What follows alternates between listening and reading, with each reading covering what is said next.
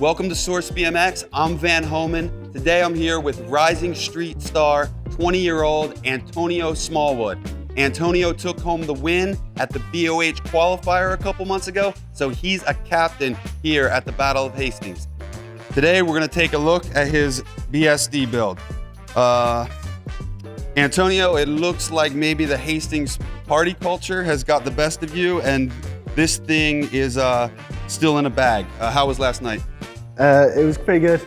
Didn't go too crazy, but I didn't manage to build the bike when I got in after my night out, so it's still in the bag for now. So let's take a look at this thing. All my clothes are probably gonna fall out. Where's the bike? It's underneath. All right, we found it. Here's Antonio's BSD grind. Today we're gonna take a look at his build and let's go over the details.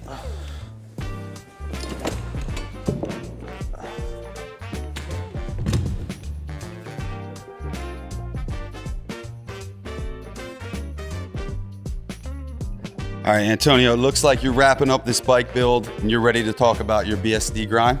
Yeah.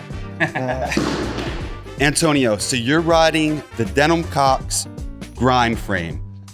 Denim's a pretty burly, all-in kind of rider. I noticed you're pretty technical street wizard, so you guys have kind of different styles, but what is it about this frame?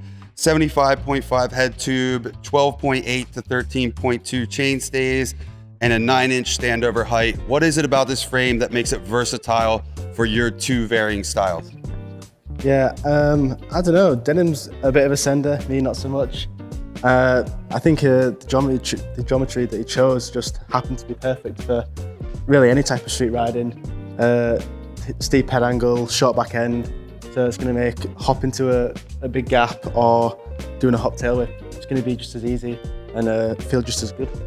Gotcha. So, I mean, this thing just kind of works for all street styles. Yeah, pretty, don't want to say standard street geometry, but just really good, solid for any riding. So you're riding a 21-inch top tube.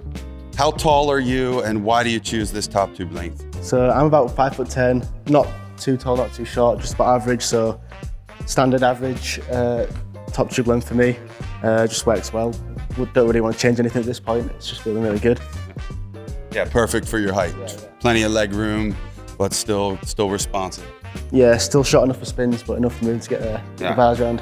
All right, let's take a look at your forks. You're riding the BSD Sam Jones Signature Jones and Fork. It's got a 22mm offset, designed to be snappy and responsive, maybe help you lock into those nose wheelies or hang fives. What is it about this fork that you like and why do you choose this particular offset? Obviously, it's Sam Jones's fork. He's really good on the front end. Obviously, I feel like it's kind of a common thing. Most of the BSD street riders are all riding the Jones and fork. It just really gets you over the front end. Even things like just nollying into something, or it just makes it so much easier. I'm not really much of a nose manual myself, but I did notice it. I could go further when I put these on, or just made it easier. So it definitely helps you lock in on the front end a bit better. Yeah, sure. I think it's hopeless for me. I think it's never happening regardless of what forks I use, but I think you still have a chance. Maybe one day. Speaking of best of the hits, we got the Alex Donachie Alvix bars. They're available in 3 different sizes, 9.25, 9.5, and 9.75. They're also pre-trimmed to 28 length, so you don't have to bother with a hacksaw or a pipe cutter. Is that something that you enjoy, and does that help you kind of get the bars around a little bit better? Yeah, personally, even before I had these, I would always cut everything down to 28 exactly. So when they made these, I was just really happy that I didn't have to do that anymore. And also like the D on these, I feel like maybe a bit skinnier. Okay. So I can you get closer. Okay. In there, so it helps with the bar spins there as well. So it's kind of got like a tighter box and pre-trimmed to kind of help bring everything in. But I think the taller bars, it gets more open to fit the height of the bars that you're getting. Right, but not these. This keeps a tighter box. So these are the 9.5 versions. It's still quite tight. Okay. And why do you choose the 9.5s?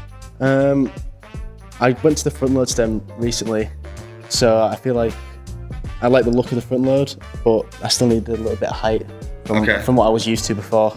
Okay, so you like the style of the front load, but want that extra height, so you go with the 9.5. All right, so yeah, let's talk about that. You got the BSD drop stem with a 10 millimeter rise.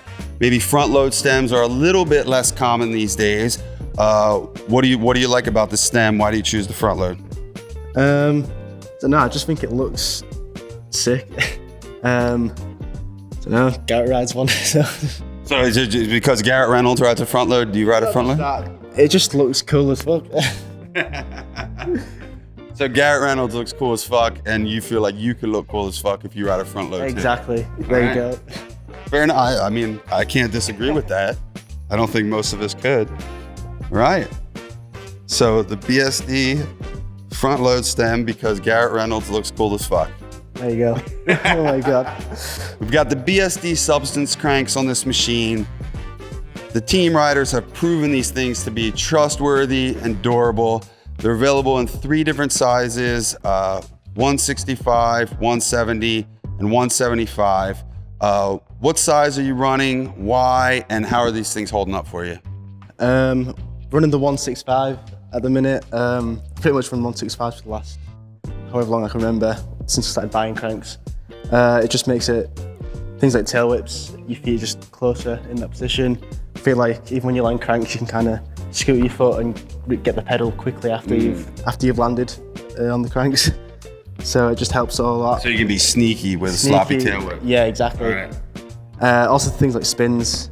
It just feels good. All right, Antonio, we've got the BSD Jones and Sprocket Guard on this thing.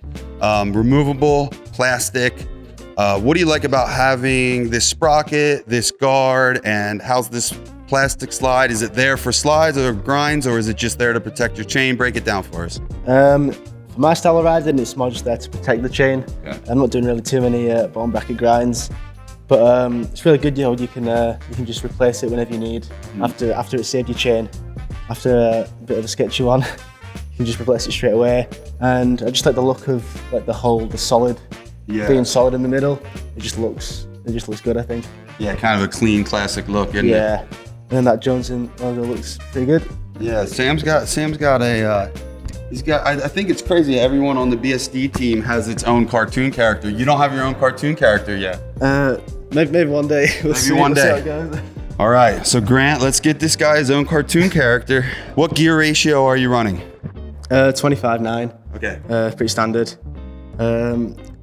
I thought about going to 28, but I just like the small one for like doing certain grinds, switch-sided grinds, little things like that, switch crooks. While we're on the drivetrain, let's trace your BSD half-link back to your West Coaster Freecoaster Hub. You're running a more traditional, silent Freecoaster Hub. I know BSD also offers the Revolution that kind of sounds and feels like a cassette, but this is a little bit more traditional. Why do you choose this Freecoaster Hub? Yeah, the Revolution Hub's really sick, but I just prefer the classic Freecoaster. It's silent. I don't know. I feel like I know where my engagement point is. So if I go half a crank back or quarter crank and then go forward, I know exactly when it's going to engage and when it's not going to engage. I think that's why I'll choose to ride that. All right, yeah, so in your opinion, it's more predictable and you enjoy being a silent shredder. Yeah. What about the durability of this Freecoaster Hub? There's some sort of triple bearing system going on in there. Do you know anything about that? How's it holding up? Yeah, I tried taking it apart so I could have some more slack. And then there's like all sorts of stuff going on in there that I can't comprehend. Like high-end technology. Oh, much far out of my brain capacity. Yeah, we don't have engineering degrees, do we? No. Yeah, but you know it works. Yeah, well there's circlips holding the hub together, so all the bearings are always going to be compressed. Okay. So it'll never get like that, how if you like rattle it, it'll get slack and rattly. Okay. But these circlips on either side of the bearings hold it together. Okay. So that's never going to be an issue. Oh, I've never had an issue with it, and I've been riding this one for ages. Perfect, so it keeps everything tight and it doesn't break. Yeah. That's the important part. We don't need to know how it works, we just know it does. Exactly.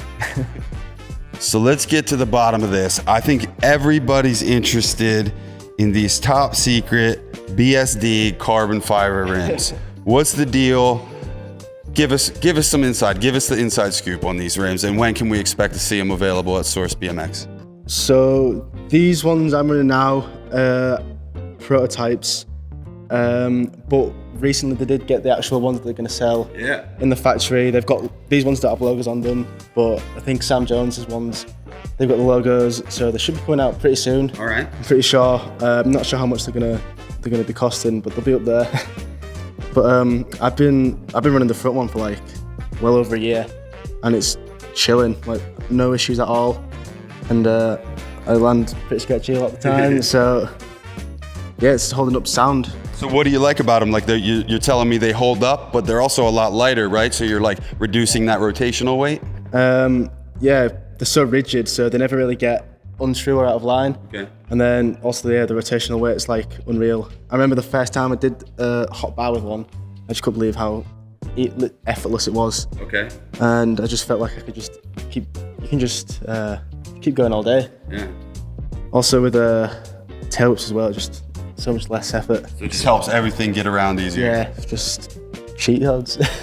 Cheat codes, you heard it. All right, let's talk about the rubber.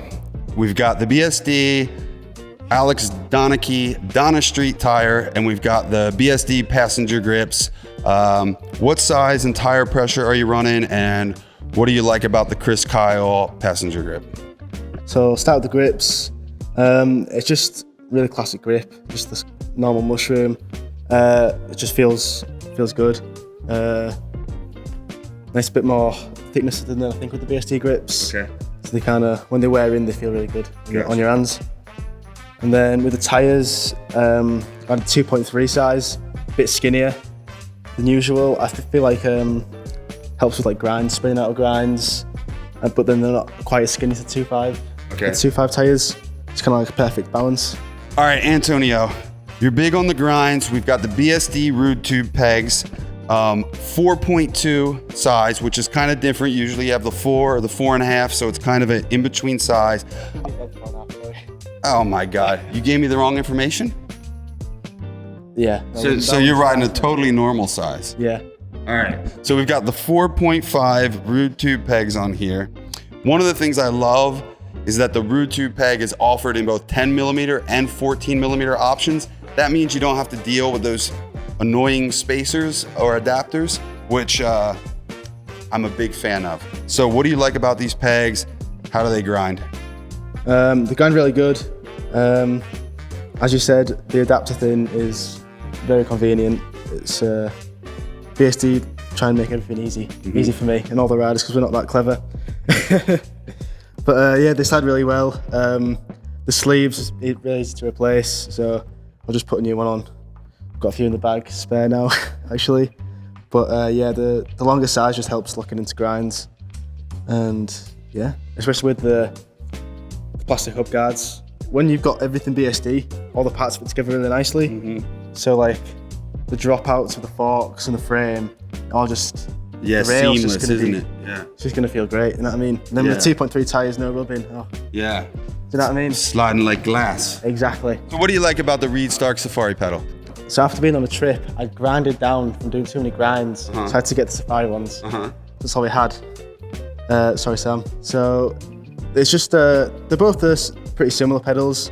I think the Safari's got like an extra pin on here, on the outside. Yeah, I think so. Like, I think Reed put a lot of thought into, I spoke with him about it before, just getting these details correct to just give you that extra traction for sure, yeah. Yeah, so that just kind of locks your foot in really well. All right, we're gonna wrap this up with the BSD Mondo seat. The seat's offered in 3 different sizes and shapes, slim, medium, and fat. How important is seat shape for you, and how important is your post height? I always ride the fat seats. I just feel like I can grip it with my knees better for when I'm doing bar spins and stuff.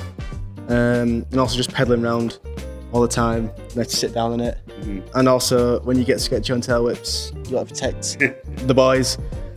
So yeah, it helps with all that. So basically with the fat seat, the 28-inch bars, and the carbon fiber rim, you couldn't do easier bar spins.